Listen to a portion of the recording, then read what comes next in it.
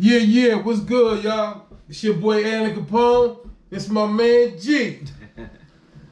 We're gonna sit down, my man G, he popped up out of nowhere, so we're gonna spend a little time and pick G brain. I wanna really see what G feel about this Kyle Rittenhouse case. This trial, rather, that's going on at this moment.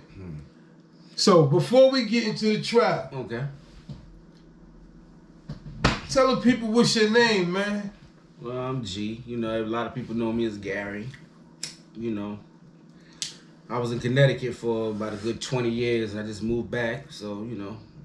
From Jersey City to Connecticut. Yeah, now I'm back. What's the difference? Give me a little insight on what's the difference. You can compare Jersey City to Connecticut. Well, the part I was in, you know, it was close to Hartford, but I was more in a suburban area. So you got bougie on us? Nah, you know.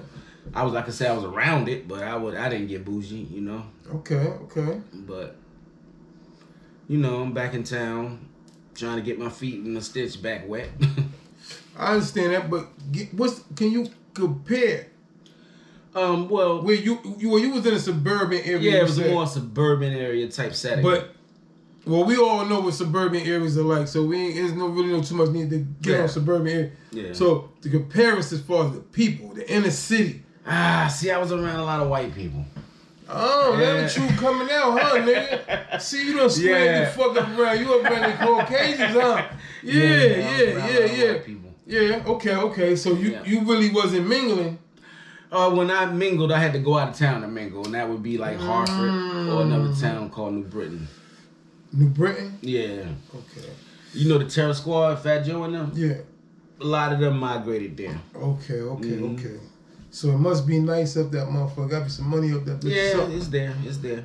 Okay. A lot of snitching though, you know. Well, we already know. There's a lot of snitching everywhere. Yeah, a lot more. They get jealous. They tell on you? Yeah, get you out. See, it may be a little more out in the open out there, but that shit goes on everywhere. I mean, these cats telling and they might do time with you. Nah, they don't go on everywhere. Yeah, you don't believe that shit going everywhere? Cats ratting and be in the same cell with you? Oh, no, I don't know about that shit. Yeah, you see what I'm saying? Like it's cool.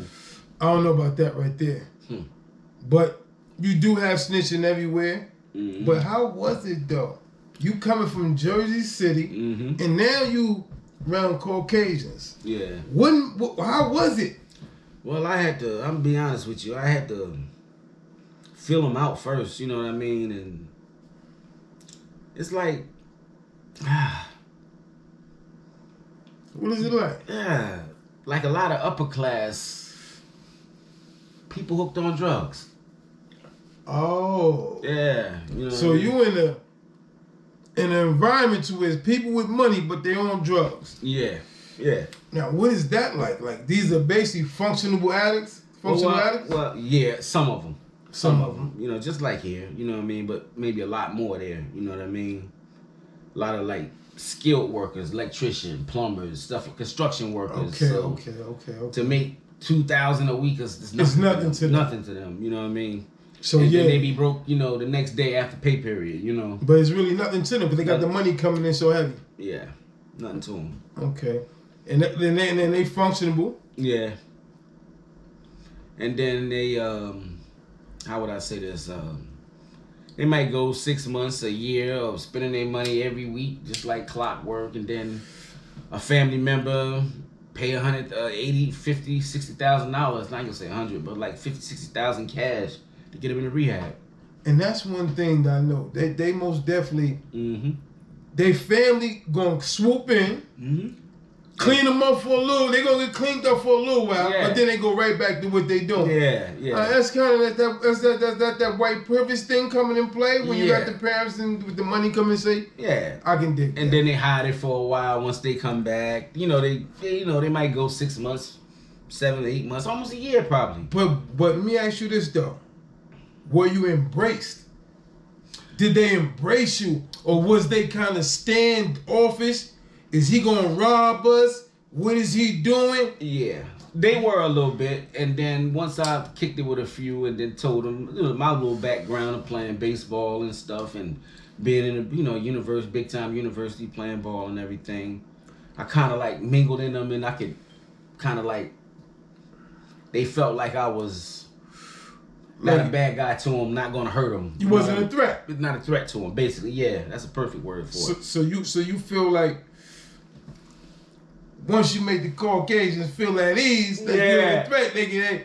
And then they can spend a little money with me. You know? Then they can say, "Come on over to the house." Yeah, you know how that go. Yeah. Just to make sure you ain't like the rest of them niggas. Mm-hmm.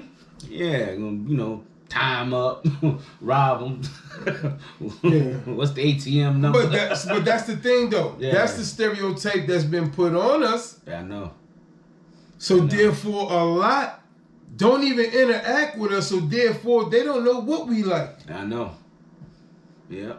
You know what I'm saying? They think because the motherfucker smoke weed, they gonna bust him in his head. Yep. They just think just because you're black, you gonna attack them. You gonna do and we want to say to everybody out there, black, white, Spanish, any color you are. My opinion, when it comes down to us as a people, I feel we embrace any and everybody. Yep.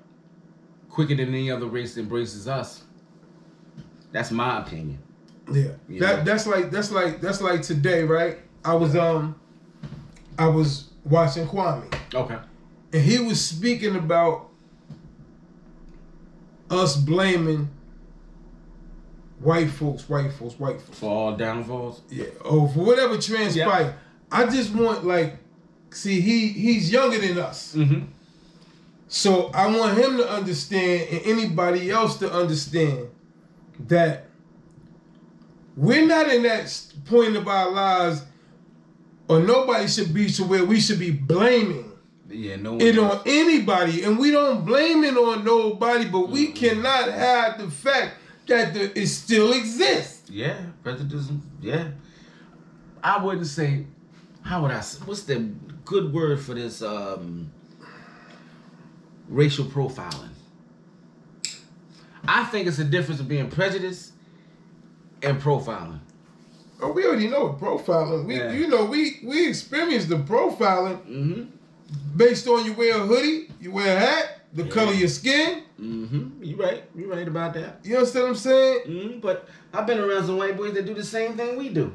They do the same thing we do, but they're not treated the same. Right? They don't get profiled. That's where the white privilege come in play. Gotcha. You know what I'm saying? Yeah. That's like this, like white privilege exists. Mm-hmm. Yeah. Systematic racism exists. Yeah. And then, I can't forget this. I've been around a few white thugs too. I mean, listen. Listen. Some people don't think that exists. Tough guys, gangsters, thugs don't have no color. Exactly, but some people think they do. Yeah. Some people think they do. Yeah, you're right. I agree with you. You know? Some people think they do. Yeah, you're right. Yeah. But I want people to understand that the racism shit still exists. Yep. But don't use that as an excuse from not busting certain moves. You're right. Because it's shown and proven over time that we are capable of doing whatever we put